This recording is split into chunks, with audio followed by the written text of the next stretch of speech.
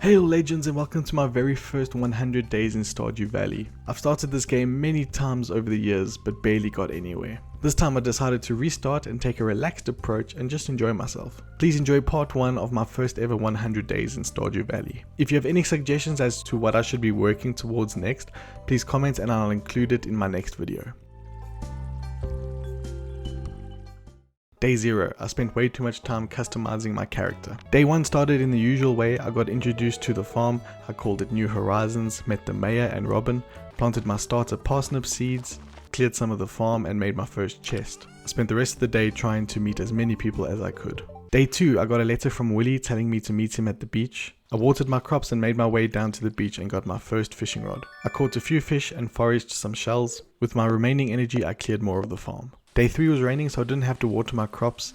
I explored the map and foraged what I saw. I spent a bit more time fishing before cleaning more of the farm. Day 4, I wanted to make a few pathways around the farm. I then fished more and tried to find the last few people that I hadn't met yet. Day 5, my parsnips were ready to be harvested. I extended the crop farm and planted a bean and a cauliflower for the community center and some potatoes with the remainder of my money. Day 6, I noticed some petals floating around and wondered if that had any effect on my farm. I then watered my crops. The mines were now open. I wanted to sell some fish to Willie so I could buy more crops a day, but he was nowhere to be seen. I then donated my first artifact to the museum. I also planted some more potatoes and went into the mines. What a busy day. Day 7, Clint met me at my door and gave me a furnace recipe. Today I also unlocked the community center. I gave Willie some seaweed that he was looking for and caught some more fish. Day 8, I got a letter from the Hat Mouse. I decided to clear a pathway to the bottom entrance of my farm and met the wizard, unlocking the ability for me to read the scrolls in the community center. I then tried to meet the last few people that I hadn't met yet before planting more seeds.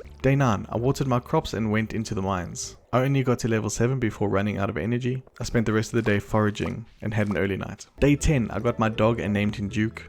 I made some snacks and went back into the mines, making it to level 16. Day 11, I made some extra chests and harvested some potatoes, keeping one aside to use for the community center. I only needed to find one more person. I followed Vincent in the hope that he would lead me to her, as I know they played together sometimes. Instead, he went to the doctor and got height shamed by his mom. Day 12, some more potatoes were ready and I fished some more. I saw the last person I had to meet and sprinted over to say hello. I'm sure that looked totally normal. I spent the rest of the day clearing out more of my farm. Day 13 was the day of the egg festival. I got my farm ready for the strawberries I was about to buy. I crushed some kids in the egg hunt and won a hat. When I got home, I planted my 47 strawberries. Day 14, I noticed I missed a spot on my farm and felt a bit annoyed by it, but life goes on and I watered my crops before trying to make more progress in the mines, getting to level 20. Day 15, my spring crops were ready. I donated a few more artifacts to the museum before more fishing and a cutscene with Lewis. Day 16 was a standard day. I gave a few gifts here and there, some foraging, and a cutscene with Morris. Day 17, I completed the spring crops bundle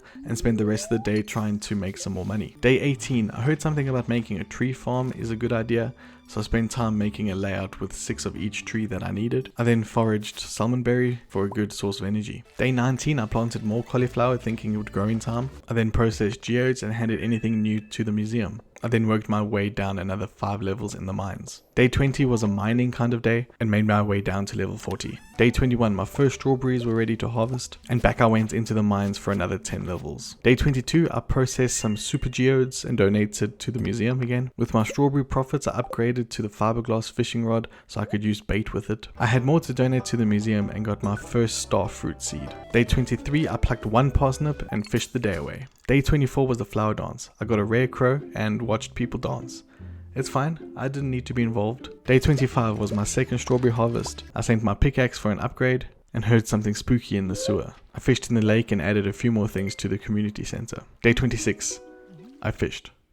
That's about it. Day 27, Demetrius asked me if he could use my cave. I donated more to the museum and completed the blacksmith's bundle in the community center. Day 28, I walked around town seeing what I had managed to accomplish so far and what I will be able to work on for the rest of my first ever 100 days in Stardew Valley. Thank you for watching to this point in the video. I have learned a lot about this game so far and still have tons to do. If you have any suggestions as to what I should be working towards next, please comment and I'll include your comment in the next video. Fare thee well.